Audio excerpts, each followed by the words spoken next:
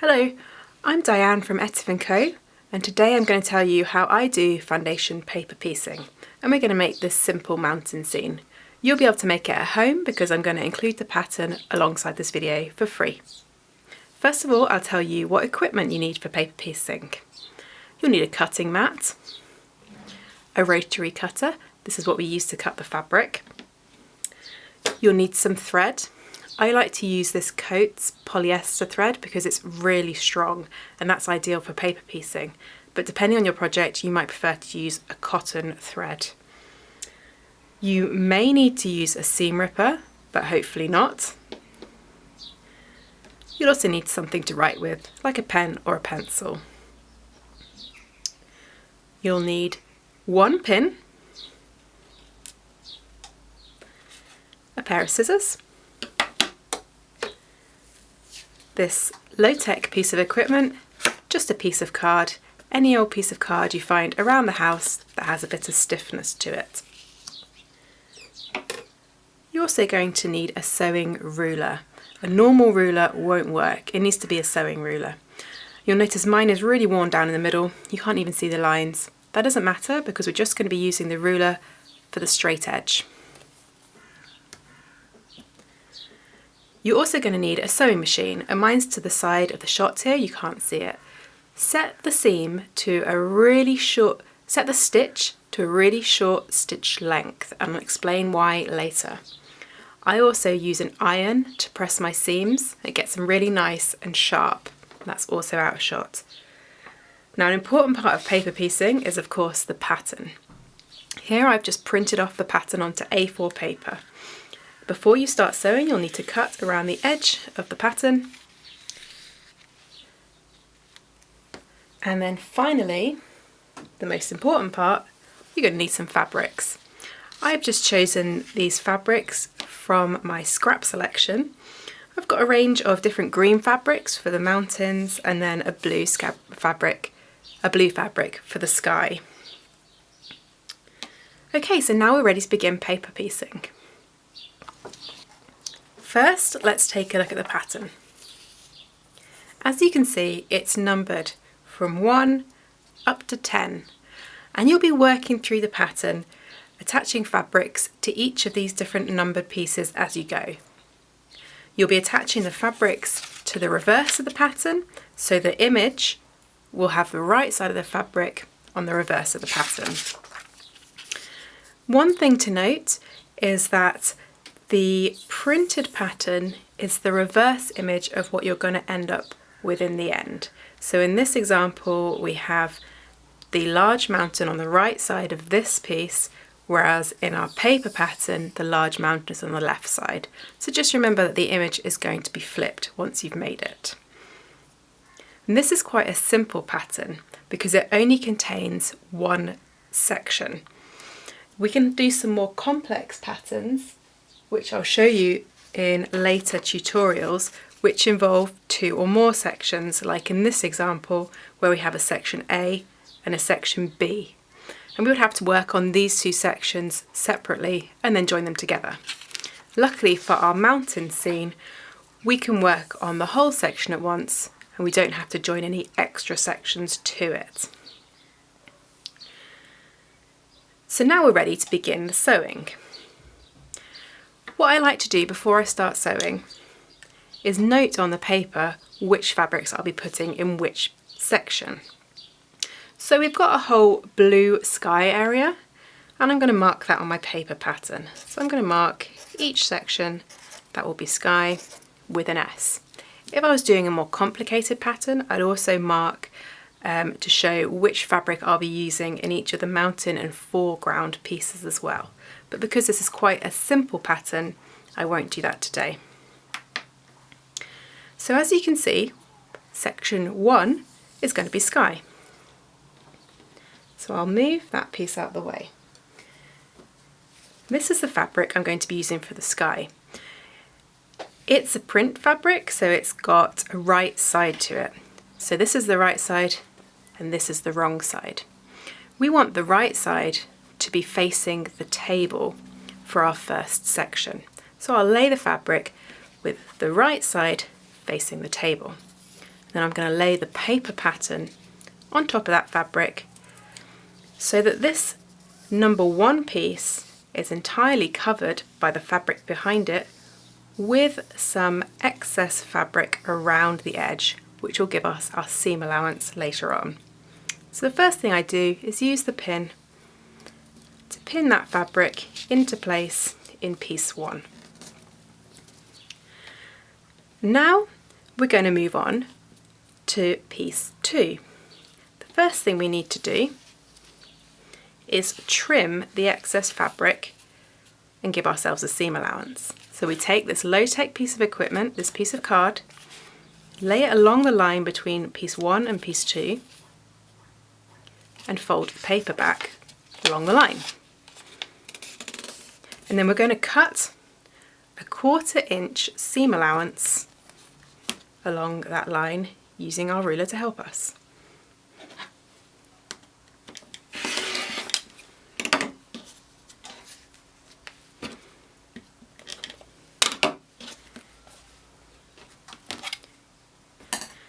So now we have,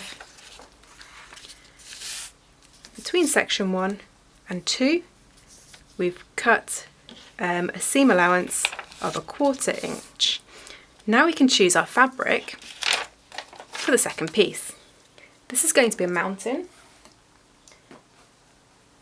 so I'm going to use one of my green fabrics. I'm going to use this fabric.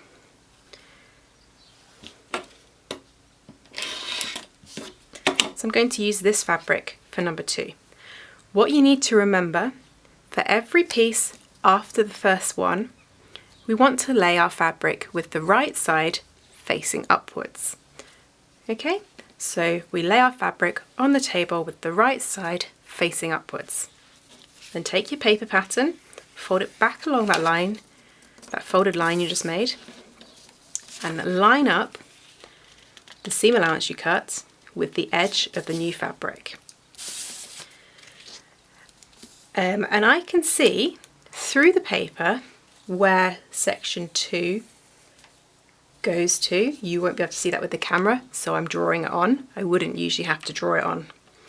So we can see piece 2 goes there. If I open it up, you'll see piece 2 goes here. And we want the fabric behind to cover the whole of piece 2 with some excess. So if I fold that back, we know that the fabric under there covers the whole of piece 2 with some excess. Now we're able to sew these two fabrics together. So open the paper back out. You're going to be sewing along this line between 1 and 2.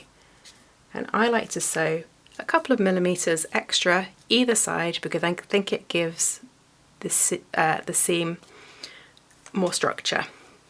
So it makes a stronger seam. So now you'll need to pinch those fabrics and the paper all together and sew along that line between 1 and 2. So we'll move over to the sewing machine.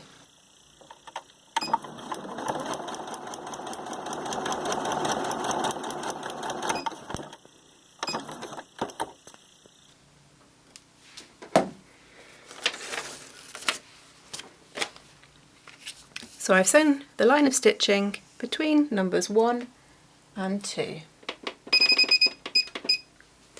I should have used a shorter stitch there. I forgot to set the machine correctly. Now we can remove that pin and just place it to one side. We won't need it for the rest of this pattern. So now what you'll need to do is iron these sections. So you want to gently pull the second section away from the first, and you're going to just iron along this line to set the seam.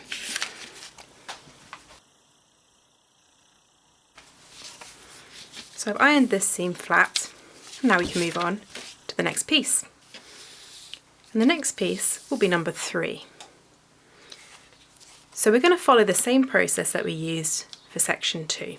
The first thing we do is remove the excess fabric along the line where piece 3 joins the rest. So we lay that piece of card along the line joining piece 3 to the rest and fold it back. And then we can cut the 1/4 inch seam allowance using the ruler.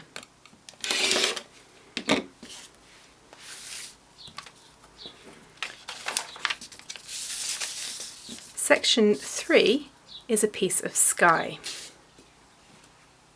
So again, we want to take our sky fabric and lay it with the right side pointing upwards. Then we fold the paper back along the line we just used and line up that piece, the seam allowance you've just cut, along the straight line of the fabric underneath. And I'll just point out where piece 3 is for the sake of the camera. And you can see that underneath our fabric will cover the whole of that piece with some excess. And now I'll take it to the sewing machine and then iron it. So now we've finished piece 3. We can move on to piece 4. Again, we follow the same process. First of all, we will fold the paper back along the line connecting piece 3 to the rest of the pattern. You can either use the ruler or cut by eye to remove the excess fabric. And then take a look at the pattern. Piece 4 is part of the mountains. So for this piece of the pattern, I'll be using this green dotty fabric. Again, it's got a right side and a wrong side. So we place it with the right side pointing upwards. And then we lay the pattern on top of that new piece of fabric.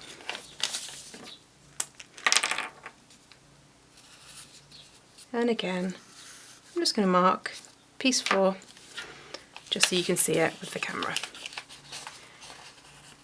And it's a little bit harder to know whether that piece will fit because we're only using a small piece of the green fabric behind, but that should work fine. Again, fold that paper out, pinch together the whole bundle of fabric and paper, take it over to the sewing machine and then iron the seam. So now we've finished piece 4, we can move on to piece 5. Again, we follow the same process, using the piece of card, fold over the line connecting piece 5 to the rest of the pattern and cut off the excess fabric. Now we can move on to make piece 5, and that's another section of sky. So again, we want the fabric to be facing up. We're going to lay our pattern on top of the fabric and line it up along the edge of the fabric. And this is where piece 5 falls. Just going to double check there's enough fabric behind there to cover the whole of the piece, and hopefully you can tell that there is. So again, we're going to sew it and then iron it. So gather up that whole bundle between your fingers, take it over to the sewing machine.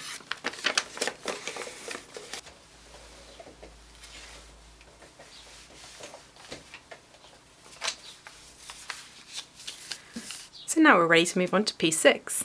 We follow the same process. Take your piece of card, fold the line connecting piece 6 to the rest of the pattern over that piece of card. You can gently tug away the seam there if it's attached to the paper and you want your fabric to lie flat. And then use your rotary cutter to remove the excess fabric. 6, we're going to use this lovely hair fabric, and you'll notice this is a directional fabric, so you might want your hairs to sit the right way up in your final mountain scene, and that's something I can talk about in another tutorial if anybody's interested. So I'm just going to line up that seam allowance with the edge of the fabric there, and then sew along the line and iron. Now we can move on to piece 7. Again, take your piece of card, fold the pattern back along that line, connecting piece 7 to the rest of the pattern. and piece 7 is sky.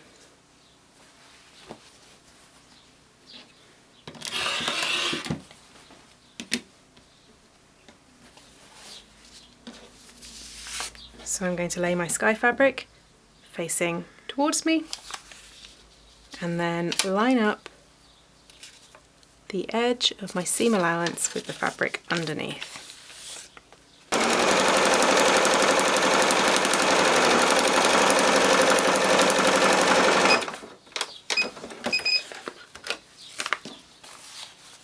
You'll notice when I reach an edge piece, I am sewing into the seam allowance. So I don't just stop at the edge of the fabric here, I go 1/4 of an inch further along.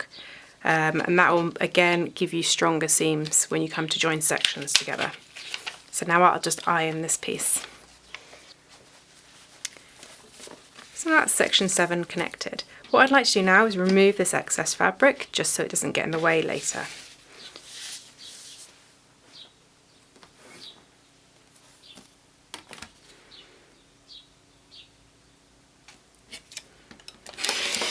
And again, I cut 1/4 of an inch seam allowance. Now I can move on to section 8. We've now finished the mountains and the sky, so we're working on the foreground for section 8. For this section, I'm going to use a batik fabric. And this type of fabric is brilliant for paper piecing because there's no right side to it. It's pretty much the same on both sides. So that means it doesn't matter whether you start with it facing the table or facing upwards. It's going to work either way. And that is ideal for beginner paper piecers because if you're anything like me, you'll make loads of mistakes at the beginning with getting your fabric the right way up. So that'll save you lots of time when you're starting out if you have fabrics that are the same on both sides. You'll find that usually any batik fabrics and any solid coloured fabrics, for example like this green, don't have a right side to them. They'll be the same on both sides. So for section 8, I'm going to lay my pattern along the fabric, making sure it covers the whole of piece 8 with some excess around the edge. I'm going to sew it and iron it.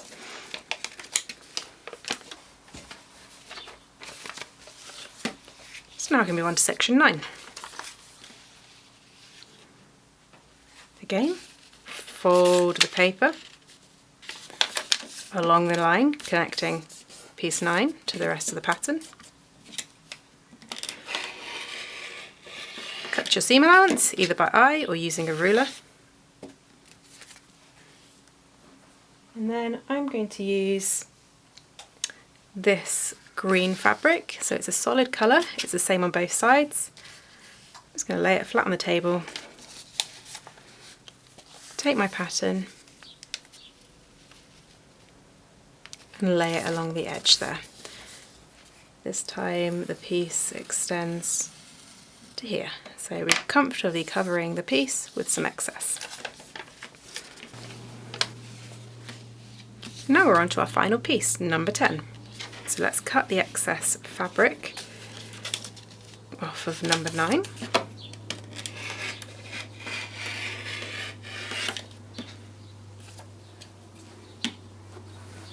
And I'll be using this green fabric for the final piece. And this has a right side and a wrong side. So I'll lay it with right side facing up and place my pattern on top of it. So that should just about fit there. So I want to make sure the whole of this piece has fabric behind it with the seam allowance as well. And then I'm going to sew it and iron. And that is our pattern finished. It's looking okay from the front. So what we need to do is trim that so we have a nice square finished piece. So we're just going to cut around the edge using a ruler. We're going to cut it so that it has a 1/4 of an inch seam allowance. You might have noticed that my ruler is a centimetre ruler rather than an inch ruler. But I know that when I cut, I need to leave about 6mm, so just over half a centimetre, and that will be about the same as using a 1/4 inch seam allowance. So this is important at this stage, to get all the seams the right size, because if it comes to more complex projects, if your seams aren't the right size, you might have some difficulty when you come to construct more complex patterns.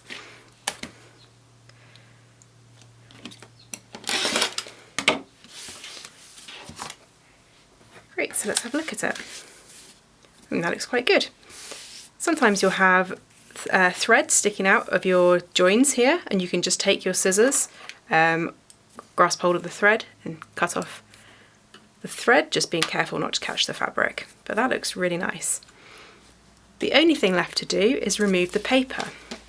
Some people prefer to remove the paper after they've joined sections together. For me, I find it best to remove it at this stage, because I think it's easier to remove the paper at this stage, and also tend to get flatter seams. So the best way to do this is work through, starting from the highest number and working down. And because you set it to such a short stitch length, you've effectively perforated the paper, making it really easy to rip. So just remove the paper from each section.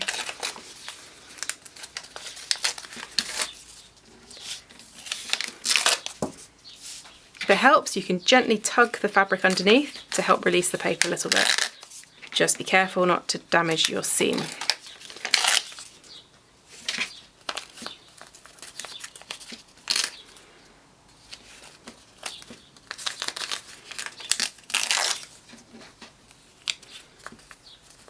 And this is a seam I forgot to set the machine to a shorter stitch length. You'll see it's much harder to rip.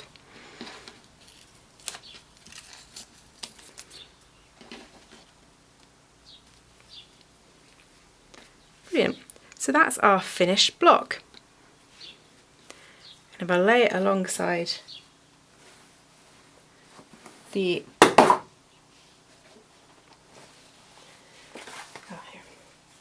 I lay it alongside the original block that we started with, you can see we've managed to create the same pattern. I think it looks pretty nice. I hope you've found this tutorial useful and you enjoy making the mountain scene. I'd love to hear any comments you have, and please get in touch if you've got requests for other tutorials.